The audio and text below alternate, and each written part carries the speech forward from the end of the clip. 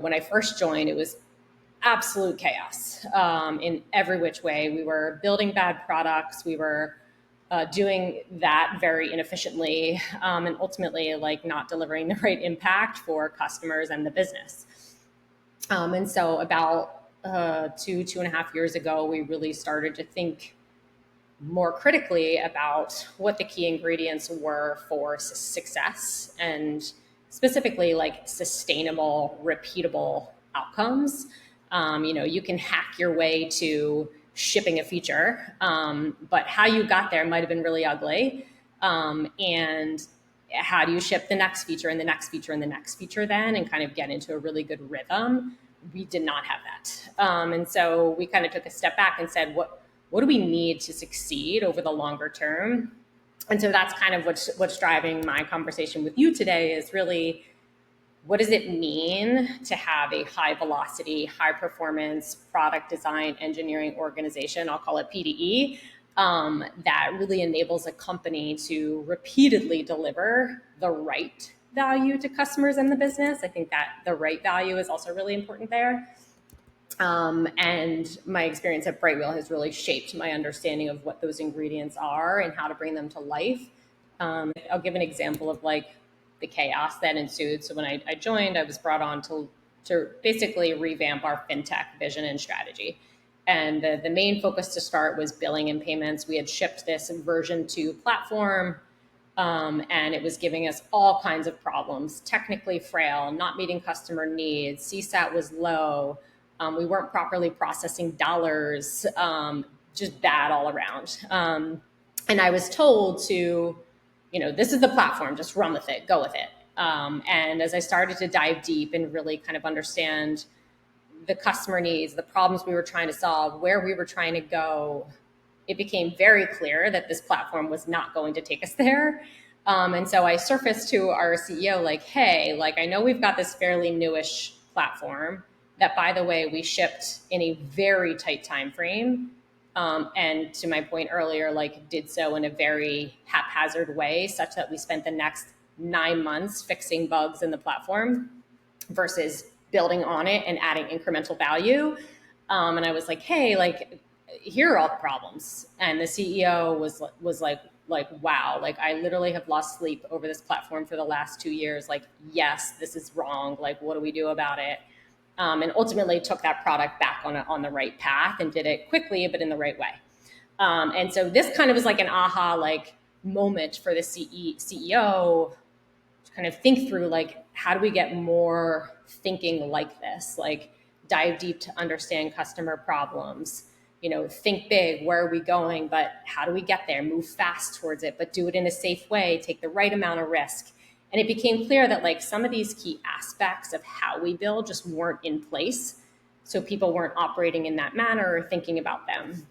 And so this kind of led us to say like, hey, we need to rethink our culture first and foremost, the culture, the mindset that we embody as a team. What we build is only part of the equation. How we build is just as important, if not more important. What do we need to rethink or redo? So that's kind of the basis. And so me, the CEO, our CTO, and then another kind of more senior product leader and I just started jamming on who do we want to be? What kind of culture do we want? How do we bring that to life? And I think like with the 3 key ingredients for this high performance, high outcome culture were people, process, and culture. Like, what does that mean? And it really all came back to that, the mindset, the principles, the tenets for how we build, and all of that then manifests in people and process. So we'll get to that part in a second. But on the culture front, it was really important to us to articulate, one, why our work and product mattered, and what's the mindset we wanted the team to embody. That would then enable us to hire and performance manage against this culture in addition to the core competencies, and define our processes accordingly. So for Brightwheel, for example, we kind of boiled it down to a couple key tenets.